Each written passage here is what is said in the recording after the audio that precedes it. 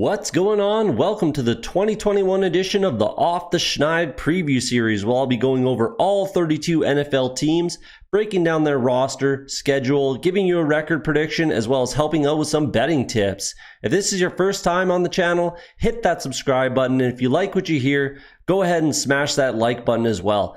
Don't forget to check the description for links for the Off the Schneid social media and interact with me directly.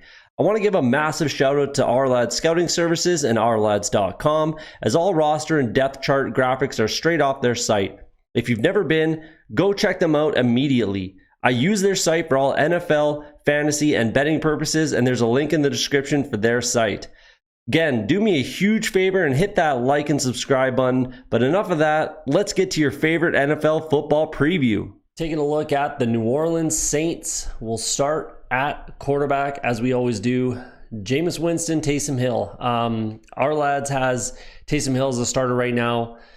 I don't think that, first of all, I don't think that there's going to be a starting quarterback, a prototypical play every down, I'm the starter, you're the backup. I don't think that that's going to be a thing in New Orleans. I think that Taysom Hill is absolutely going to get into games, and I think he's going to play. I think he's going to throw the ball and run the ball, mostly run the ball.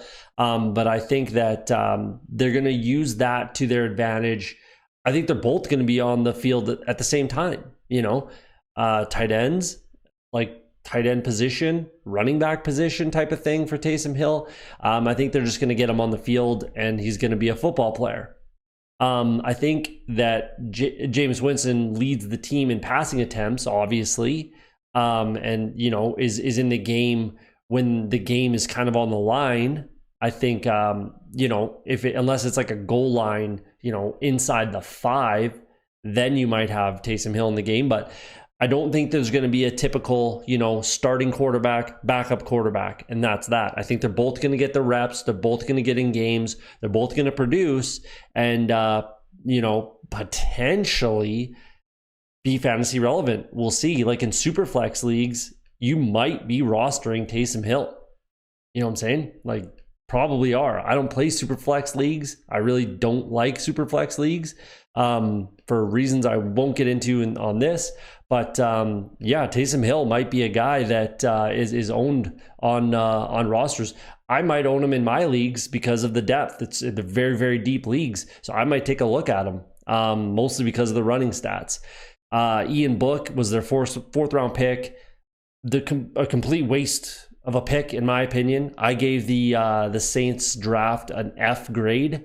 And here's the thing, I'm not a hater of the Saints whatsoever, and this video is going to come off like it, I guarantee it. The Saints are actually my NFC team. I'm a fan of the Saints, mostly because of Drew Brees, but I'm a Saints fan. They are my NFC team. I'm a Bengals fan. If you watch this channel, you know. But my NFC team that I root for, the Saints. So I'm not a hater, and it's gonna come off that way. Trust me. I'll give you a fair warning as we go into this.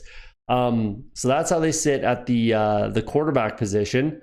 Move over to running back. They're in basically the same spot, which is very good. I absolutely like their running backs. I think that's a great tandem between the two. Latavius Murray and obviously Alvin Kamara, they can both complement each other, do different things, be on the field at the same time. Dwayne Washington's okay. There's nothing wrong with that. Ty Montgomery's still there. I think that they're a very good tandem, and realistically, I think they're going to have to lean on those two a lot more than they did last year. Move over to tight ends, I suppose. Nick Vannett they have as a starter. I see Adam Troutman as a starter there. Adam Troutman was my personal tight end 2 last year. Harrison Bryant was my tight end 1. But I very, very much like Adam Troutman. There's a lot of people out there saying that they're high on Adam Troutman because the Saints wouldn't have moved on from Jared Cook if Adam Troutman wasn't their guy type of thing. I don't see it like that at all. I see it as Jared Cook sees the window closing and sees things changing for the worse in New Orleans and got out of town. He went to a much better situation, followed the quarterback coach, Joe Lombardi, over to LA with the Chargers, and he's going to be their tight end 1 sort of a thing. So I don't see it as the Saints moved on from Cook. I see Cook moved on from the Saints. That's how I see it. But I do think Adam Troutman's going to be the guy there. Nick Vannett's a good complimentary guy, savvy vet, been in the league a long time. We'll go to the offensive line, which is very, very good. One of the better offensive lines in the game. Teron Armstead's starting to get up there, so they're going to have to start thinking about, maybe his heir apparent. It's not a concern yet. He's only 29. It's not a huge concern. He could play 4 more years, no problem. I'm just saying it's something to start kind of pondering and thinking about. Landon Young was their 6th round pick. Probably their like swing tackle. James Hurst is probably more their swing tackle, but either way, they do have some depth. I don't mind even Will Clapp. Calvin Throckmorton played left tackle in college, but he's definitely not a left tackle at all. He got completely exposed at the Senior Bowl. Either way, Cesar Ruiz, Ryan Ramchek's one of the best right tackles in the game. They're very good on the offensive line. No concerns there whatsoever. Move over to the wide receiver position. And for me, this is why I gave them such a horrible grade in the draft. I had them drafting Elijah Moore in my mock draft. He was there. He was ready to go. I don't know why you don't take him. Emmanuel Sanders is gone.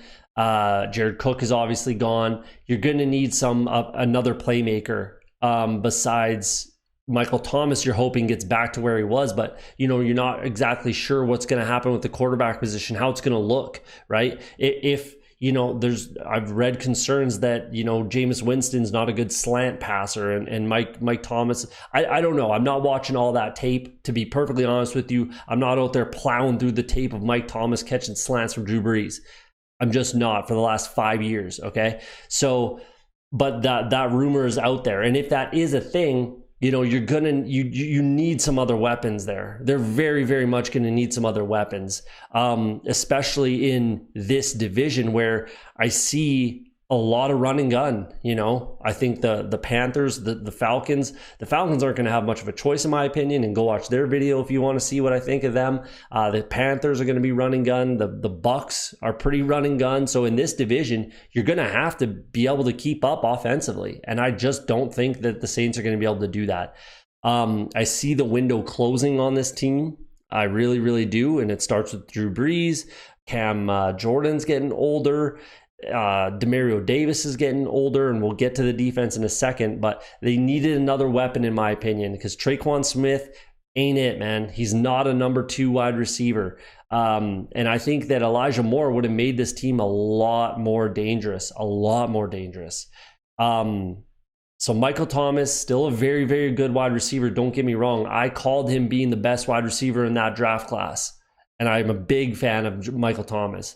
But he can't do everything on his own. It's been the thing for the Saints for how long? They need a number 2 wide receiver, and Traquan Smith ain't it. I do like Deontay Harris as like a gadget guy and kick punt returner. Very, very good guy there. Lightning in a bottle type guy.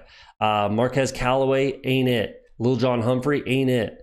Like they need a guy. Quan Baker, who they drafted in the 7th round, ain't it. I'm okay with that pick. I'm okay with Quan Baker. I am okay with that. But you need some real weapons, for Jameis and or Taysom Hill. So I'll leave it there. We'll talk about coaching for a second. Everybody comes back. Joe Lombardi leaves, quarterback coach. He's gone. Not a huge issue. Nothing's going to change. We'll move over to Dennis Allen's defense. And again, the wind, like I just said, the window's closing and things aren't working out. They're just not.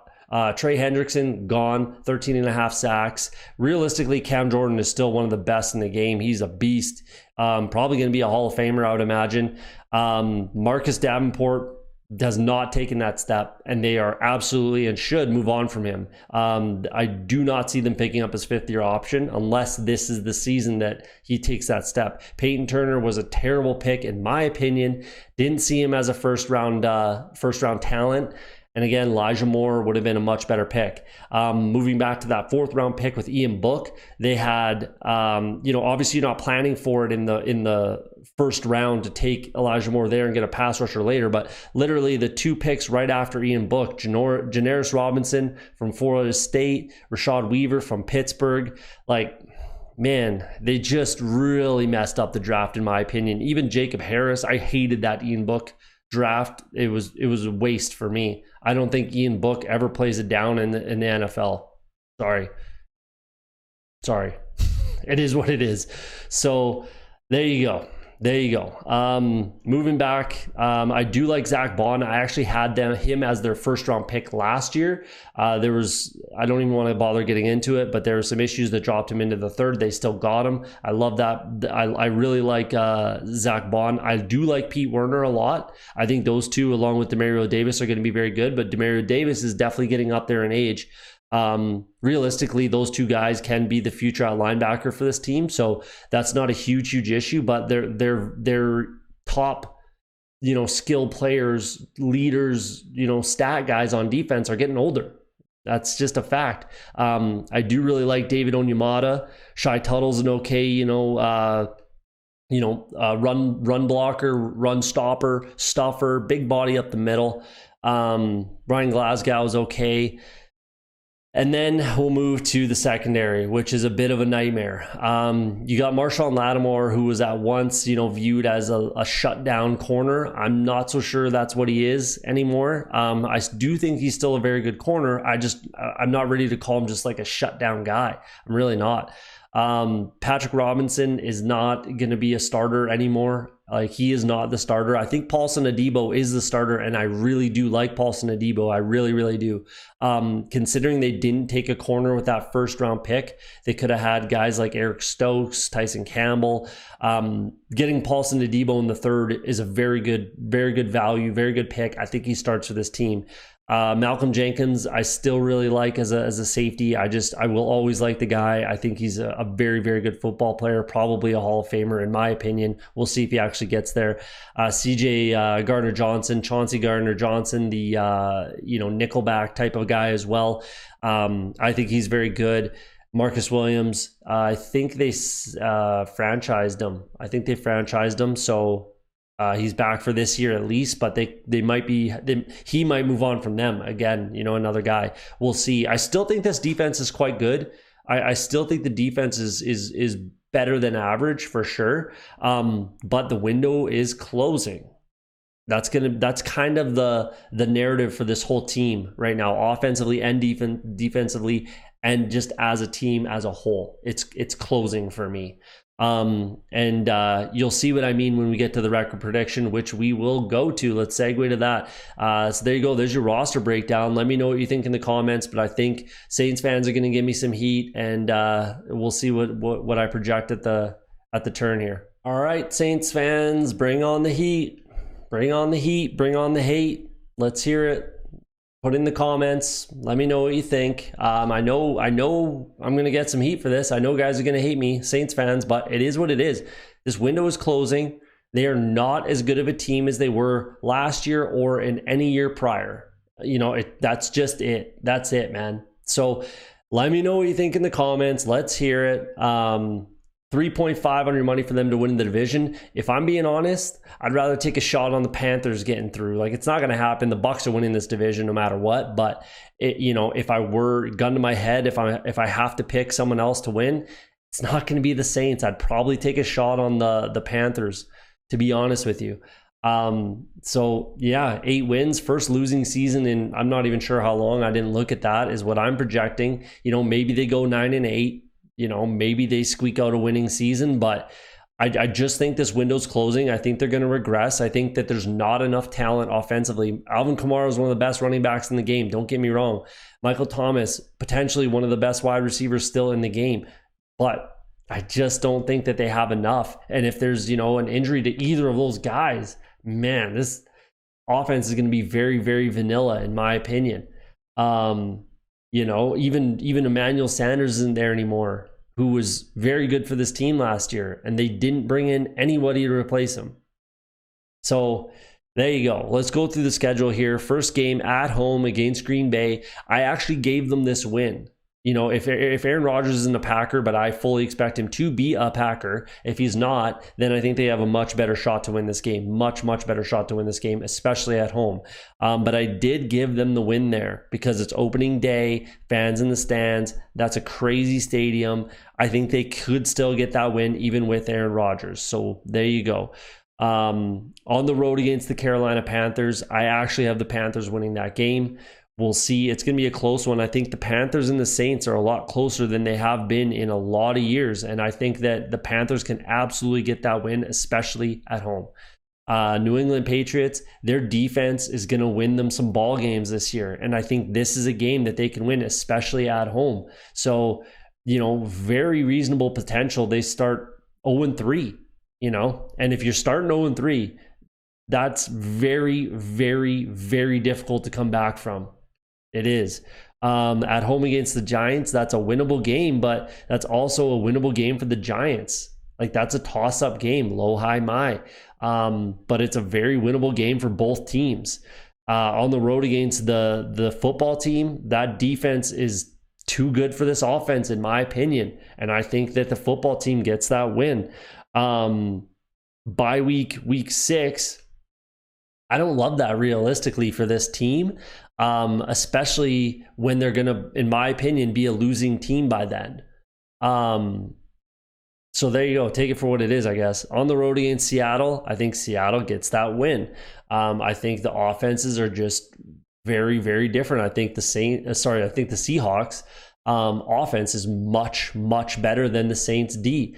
And the Seahawks defense is, still worse, but it's fairly comparable, to be honest with you. I think people are sleeping on the Seahawks D a little bit. But the passing D is go watch the Seahawks video, I guess. But the passing D for the Seahawks is, can be taken advantage of, but can the Saints take advantage of their D? Their weakness, I should say?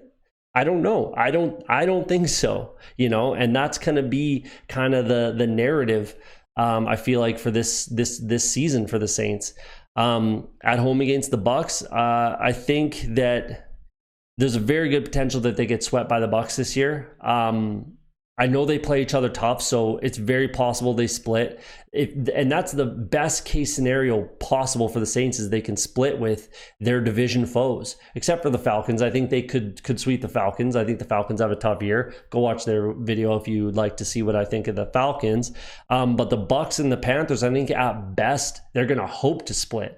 And I think it's possible that they probably split with the Panthers, but they get swept by the Bucs. I think they can get that win against the Falcons at home. On the road against Tennessee, I absolutely think Tennessee can win that game, especially at home, and I think they do. On the road against Philly, I think that that's a close game, one that they could win, they should win, and I think that they can go into Philly and get that win. At home against Buffalo, Buffalo's beating this team, I'm sorry. At home against Dallas, I think Dallas can throw the ball all over the yard on this team, to be honest with you, and I think the Cowboys can come into New Orleans and get that win. On the road against the Jets, I think they could and should and will beat the Jets. On the road against the Bucs get that win at home, no questions asked. At home against the Dolphins, I think that's a winnable game. That's definitely a winnable game for the Saints, and one that they should win, and I do project that they do get that win. At home against the Panthers, I think that they can split that, get that win back. And then at home again against the Falcons, they can absolutely and probably should, and I do think that they can get that win and sweep the Falcons. I think the Falcons have a tough year. Again, go watch their video if you want to see what I think of them. So there you go. Like, I just really think that the window's closing. I think that they can bounce back from this season next year with a better draft. And I would have projected more wins, I feel like, if they had a better draft. If they had gotten a weapon in the first round, an Elijah Moore, I would have given them more wins. If they didn't throw away a draft pick in the 4th round, in my opinion, with Ian Book, I would give them more wins. So, with another draft and another offseason, and to see how everything shakes out, a little more cap flexibility with Drew Brees' contract gone, some other things clearing up, the cap going up, another draft. If I didn't say that already, again, they can rebound from this season, but I think it's a down year. I think it's a down year for the Saints, and I think their window's closing, and unless they address certain things moving forward in next offseason, it's going to get worse. So we'll see. Again, give me your hate in the comments. I know it's coming, so it is what it is. Bring it on. Again, I'm a Saints fan, so there you go. There's your breakdown for the 2021 New Orleans Saints.